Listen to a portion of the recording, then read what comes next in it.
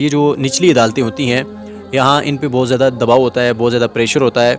इस तरह के जो केसेस होते हैं उनमें जो इंसाफ है वो हाई कोर्ट से ही मिलता है। इंजीनियर मोहम्मद अली मिर्ज़ा साहब के केस के हवाले से जो लेटेस्ट अपडेट है वो ये है कि उनकी जो दरख्वास्त ज़मानत है लोअर कोर्ट में वो खारिज कर दी गई है। तहरीक लब्बैक पाकिस्तान के कारकुनान और पुलिस जो है वो आमने सामने हैं और झड़पें भी हुई हैं। हम कहते हैं शहबाज शरीफ साहब, आप इस मुल्क के जिम्मेदार हैं, रियासत माँ जैसी होती है, आप गोली तो रुकवाएं, गोली तो रुकवाएं। तो बेहतर हाल यही है कि ये मामला जो है ये मुज़ाकरात से हल किया जाए। अस्सलाम वालेकुम वरहमतुल्लाह, सलातु वस्सलामु अला रसूलिल्लाह। मैं हूं मोहसिन हमायूं, आप देख रहे हैं मेरा यूट्यूब चैनल मोहसिन डायरीज़।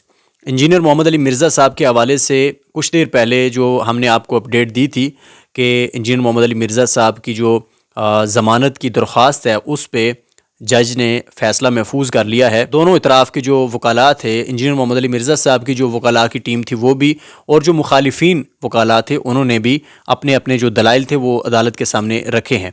उसके बाद जो फ़ैसला था उसको महफूज कर लिया गया था और अभी कुछ देर पहले अदालत ने वो फ़ैसला सुनाया है। और ये फ़ैसला बिल्कुल मोहम्मद ताहिर अयूबी साहब जो इंजीनियर मोहम्मद अली मिर्ज़ा साहब की कानूनी टीम को लीड कर रहे हैं उनकी तवक्को के ऐन मुताबिक हुआ है। चंद दिन पहले उनका एक इंटरव्यू हुआ था और उस इंटरव्यू में उन्होंने वाज़े किया था कि ये जो निचली अदालतें होती हैं यहाँ इन पे बहुत ज़्यादा दबाव होता है, बहुत ज़्यादा प्रेशर होता है। इस तरह के जो केसेस होते हैं उनमें जो इंसाफ है वो हाई कोर्ट से ही मिलता है।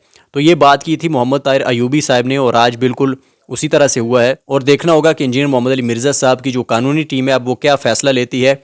इसके अलावा जो 16 तारीख है उसमें एक्वेशमेंट का जो प्रोसीजर है इंजीनियर मोहम्मद अली मिर्ज़ा साहब के जो मुकदमे को आया कि वो काबिल समात है या वो नाकाबिल समात है। और जिस तरह से इस्लामी नज़रियाती कौंसिल का जो गैर कानूनी फ़ैसला था उसको चैलेंज किया गया था हाई कोर्ट में, तो वो जो समात है वो भी 4 नवंबर को होगी। तो इंजीनियर मोहम्मद अली मिर्ज़ा साहब के केस के हवाले से जो लेटेस्ट अपडेट है वो ये है कि उनकी जो दरख्वास्त ज़मानत है लोअर कोर्ट में वो खारिज कर दी गई है। इसके अलावा जो दूसरा बड़ा मामला इस वक्त मुल्क में शिद्दत अख्तियार कर गया है, बड़ी अफसोसनाक वहाँ पर सूरत हाल है, उसमें तहरीक लब्बैक पाकिस्तान के कारकुनान और पुलिस जो है वो आमने सामने हैं और झड़पें भी हुई हैं। रात से काफ़ी जो है वो तशवीशनाक सूरत हाल है, बहुत ज़्यादा ज़ख्मियों की इतलात हैं। एक वीडियो में तो जो साद रिजवी साहब हैं वो तो अपने कुछ कारकुनान की शहादत के हवाले से भी दावा कर रहे थे कि बहुत सारे जो लोग हैं वो बुलेट से ज़ख्मी हुए हैं और कुछ जो हैं वो शहीद हुए हैं। इसके अलावा बहुत सारे शहर जो हैं वहाँ पे जीटी रोड पे खंदकें खोदी गई हैं, हुकूमत की तरफ से बड़ी बड़ी खंदकें खोदी गई हैं ताकि वहाँ से जो गाड़ियाँ हैं, जो काफ़िला है